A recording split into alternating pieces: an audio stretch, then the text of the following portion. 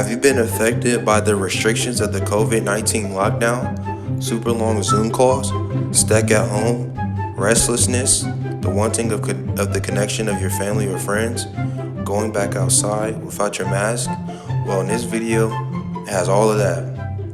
The name of this song is called No Lockdowns Anymore, and it was aired around June 16th, 2021 on The Late Late Show with James Corden during COVID. This song is a parody of the song Good Morning Baltimore by Nikki Blawowski for the musical Hairspray Live.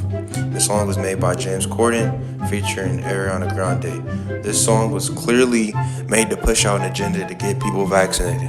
Here are some clips from the song. You see the newspaper, it says vaccines work, lockdowns lifted. No lockdowns anymore. Will they still take my temp at the door? Shout out to our favorite MD, Anthony Fauci. They shout out MD Fauci in the video. MD Fauci was an appointed director of NIAID in 1984. He oversees an extensive research portfolio of basic and applied research to prevent, diagnose, and treat established infectious diseases. He has a credible background on COVID and would be a great co-sign for the video.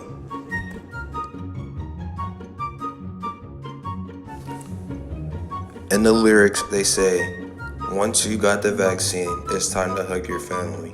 Basically insinuating, once you get the vaccine, everything will go back to normal. You'll be back with your family. It's just, once you just take this one thing, everything will go back to normal. And in the comments, you see a lot of people talking about how it's propaganda. But this isn't the first time influencers were used to promote people getting vaccinated. And in this video, I will talk about the history of the use of influencers and vaccination. What is an influencer? An influencer is defined as one who exerts influence, a person who inspires or guides the actions of others, or a person who is able to generate interest in something such as a consumer product by posting about it on social media. During the 1950s, polio, its scientific name, poliomyelitis, was a big problem in the U.S. The Dr. Salk vaccine against polio had just been produced and young children were being vaccinated in their millions. However, teenagers who were also vulnerable to polio were not taking up the vaccine, Malsey told the Observer. Elvis was approached to provide publicity aimed at teenagers and agreed to help to put things right. At this time, Elvis had success with singles such as Heartbreak Hotel and was about to appear on the Ed Sullivan Show in 1956 and agreed to take the shot on television.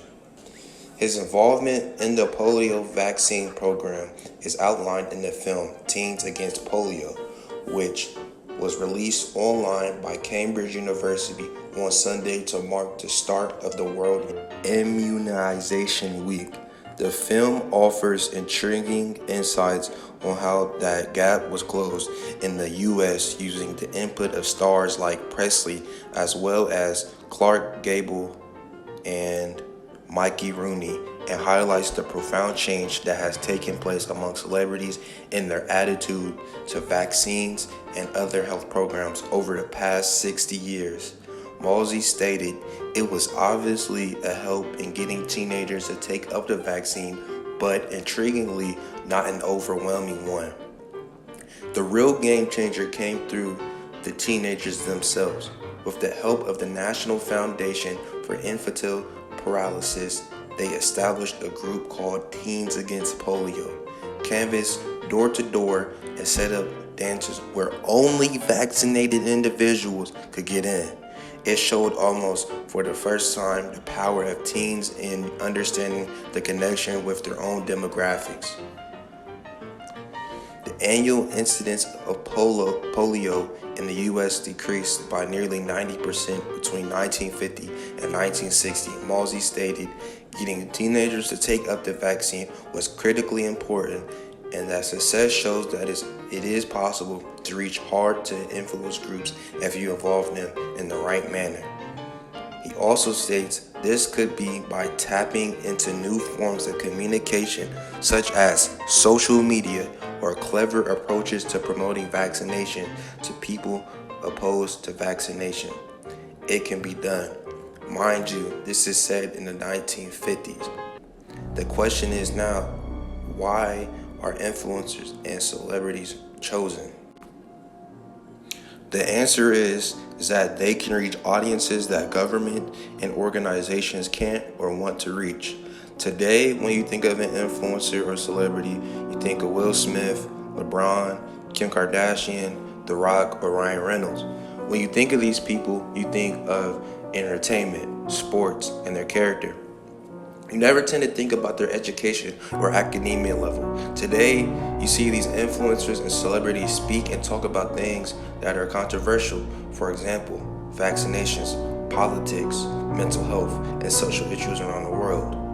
Influencers' relations to the people are genuine and not logical.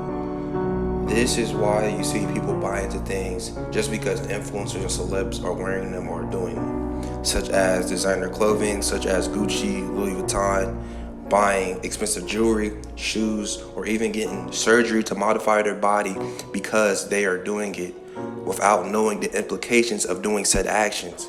Since influencers are easily able to influence others into buying into things, they are perfect for promoting vaccinations. We see all these influencers and celebs giving their 2 cents and posting them getting vaccinated. I'm not saying this is bad, I'm just pointing out with a platform like that, you have a big influence on others. A group called the Public Good Projects, PGP, implemented a digital campaign using social media micro-influencers to increase knowledge and positive attitudes towards the flu vaccine among African Americans and Hispanics living in the Kaiser Permanent Service regions due to the rates of vaccinations being low disproportionately to the other races. The campaign employed content from social media micro-influencers whose followers represent the campaign's target audiences in the areas that received the campaign, primarily African American and Hispanic backgrounds. For the purposes of the campaign, a micro-influencer was considered someone with 500 to 100,000 followers on at least one social media account.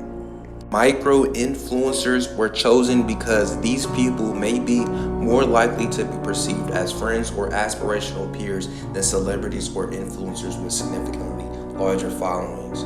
Those said influencers were asked to ensure that their posts referenced at least one vetted fact that was provided to them.